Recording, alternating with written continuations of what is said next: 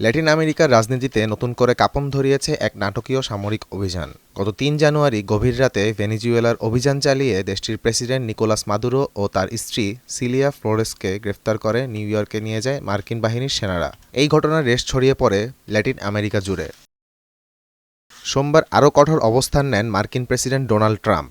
ভেনেজুয়েলার প্রতিবেশী দেশ কলম্বিয়া, কিউবা ও মেক্সিকোকে উদ্দেশ্য করে হুঁশিয়ারি দেন ট্রাম্প। তাদের পরিণতিও মাদুরোর মতোই হতে পারে বলে হুঁশিয়ারিতে উল্লেখ করেন তিনি। ট্রাম্প দাবি করেছেন তিনি মাদক পাচার রোধে এবং যুক্তরাষ্ট্রের স্বার্থ রক্ষায় এসব পদক্ষেপ নিচ্ছেন, কিন্তু তার এই পদক্ষেপের মাঝে লুকিয়ে আছে লাতিন আমেরিকায় যুক্তরাষ্ট্রের হস্তক্ষেপের এক পুরনো ইতিহাস।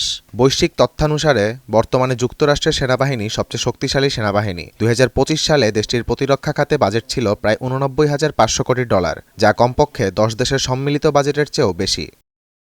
গ্লোবাল ফায়ার পাওয়ারের পরিসংখ্যান অনুযায়ী লাতিন আমেরিকায় সবচেয়ে শক্তিশালী সামরিক বাহিনী হচ্ছে ব্রাজিলের, যাদের অবস্থান ১১তম, মেক্সিকোর অবস্থান ৩২তম, কলম্বিয়ার ৪৬তম, ভেনেজুয়েলার ৫০তম এবং কিউবা রয়েছে ৬৭তম স্থানে। ট্যাঙ্ক, যুদ্ধবিমান ও নৌ যুক্তরাষ্ট্রের সঙ্গে তুলনায় এসব দেশ অনেকটাই পিছিয়ে। তবে আধা সামরিক বাহিনীর ক্ষেত্রে যুক্তরাষ্ট্রের তুলনায় এগিয়ে রয়েছে লাতিন আমেরিকার দেশগুলো।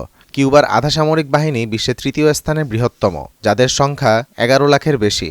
সাধারণ নাগরিকদের নিয়ে গঠিত এই বাহিনী টেরিটোরিয়াল ট্রুপস মিলিশিয়া নামে পরিচিত।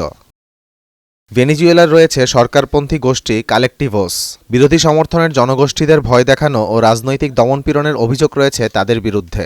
সেনাবাহিনীর অংশ না হয়েও তারা রাষ্ট্রীয় আশ্রয়ে কাজ করে বলে অভিযোগ রয়েছে। কলম্বিয়ায় ১৯৮০ ও ৯০-এর দশকে গড়ে ওঠা ডানপন্থী আধা সামরিক বাহিনীগুলোর অনেকগুলো এখনও বিভিন্ন নামে সক্রিয় রয়েছে। গ্রামাঞ্চলে তাদের কার্যকারিতা রয়েছে এবং তারা একটি ছায়া শক্তি হিসেবে কাজ করে আসছে সেখানে।